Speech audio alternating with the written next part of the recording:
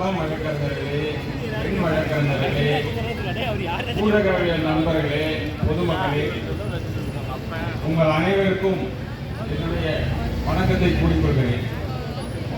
வாழ்க்கணவர் அவர் தலைவராக இருந்தார். எம்ஐசி தலைவராக இருக்கும்போது இதே அப்பாயின்மெண்ட் சம்பந்தமாக அந்த போராட்டங்களை சொன்னார். ஒரு முக்கியமான விஷயத்தை தலைமை நீதிபதிக்கு கூறிக்கொள்ள விரும்புகிறோம். We want to call a spade as a spade.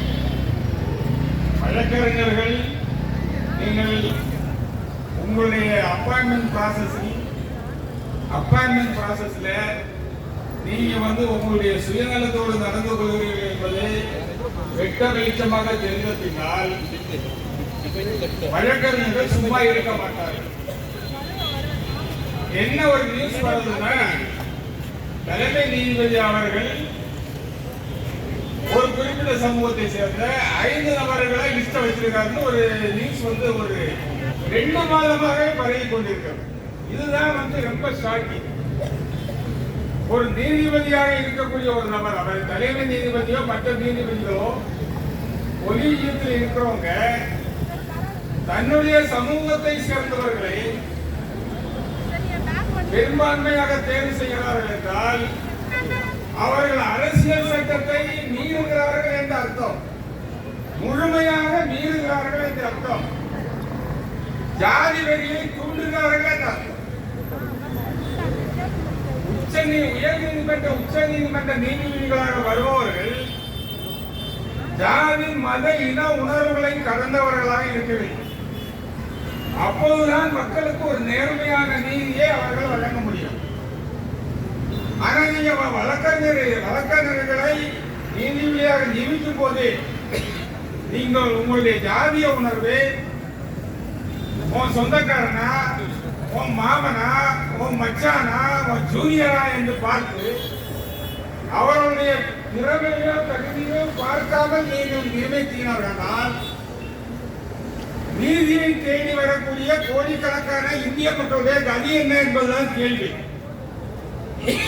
இந்த அடிப்படையிலே தான் கடந்த ஒரு 15-20 வருடங்களாக சென்னை உயர் நீதிமன்றத்தில் ஒவ்வொரு தடவையும் இந்த மாதிரி நீதிபதிகள் நியமனத்தில் பிரச்சனைகள் எழுந்த போது மிகப்பெரிய போராட்டங்கள் எழுந்திருக்கிறது. இதனை தற்போது இருக்கக்கூடிய தலைமை நீதிபதி தெரிந்து கொள்ள வேண்டும். ஒரு நீதிபதிக்கு எதிராக நாம் டெல்லிக்கு ஓடிப்போ என்று கோஷம் போட்டுக்கொண்டு உச்ச நீதிமன்ற தலைமை நீதிபதியை வாழ்க்கறிஞர் தலைமையிலே சென்று பார்த்தோம். இந்த சரித்திரத்தை தற்போது இருக்கக்கூடிய தலைமை நீதிபதி புரிந்து கொள்ள வேண்டும். ஒண்ணு. 2வது விஷயத்துல இந்த விஷயத்துல எம்ஐசியோ, WLAயோ, உமன் லாயர்ஸ் அசோசியேஷனோ, MBAயோ யாரும் வாய் மூடிக்கொண்டிருக்க முடியாது. இந்த போராட்டத்தின் அடுத்த கட்டமாக உடனடியாக எம்ஐசியுடைய விசேஷ பொதுக்குழு கூட்டப்பட்டு இன்னைக்கு மதுரையில சொல்லியிருக்காங்க. அடுத்த வாரம் இந்த நிலை தொடருமானால் நாமும் நீதிமன்ற புறக்கணிக்க ஆரம்பிக்க வேண்டும் என்பது நாம் இந்த கூட்டத்தின் வாயிலாக முடிவை எடுத்திருக்கிறோம். எனவே மோகன் கிஷோர் அவர்களுக்கும் செயலாளர் ஏனைய சங்க நிர்வாகிகளுக்கு நாங்கள் கேட்பதெல்லாம், உங்களுடைய விசேஷ பொதுக்குழுவை உடனே கூட்டி இந்த மாதிரி ஒரு நிலை இருந்தால் உடனே இந்த லிஸ்டை கைவிட்டு அனைத்து வழக்கறிஞர் சங்கங்களை கலந்து ஆலோசித்து வெளிப்படையாக திறமையானவர்களை, பெண் வழக்கறிஞர்களை, சமூகத்தில் பின்தங்கிய பல்வேறு பகுதியை திறமையானவர்களை நீதிபதியாக நியமிக்க ஒரு நேர்மையான செயல்முறையை உருவாக்குங்கள் என்று இந்த கூட்டத்தின் மூலம் கேட்டுக்கொள்கின்றோம்.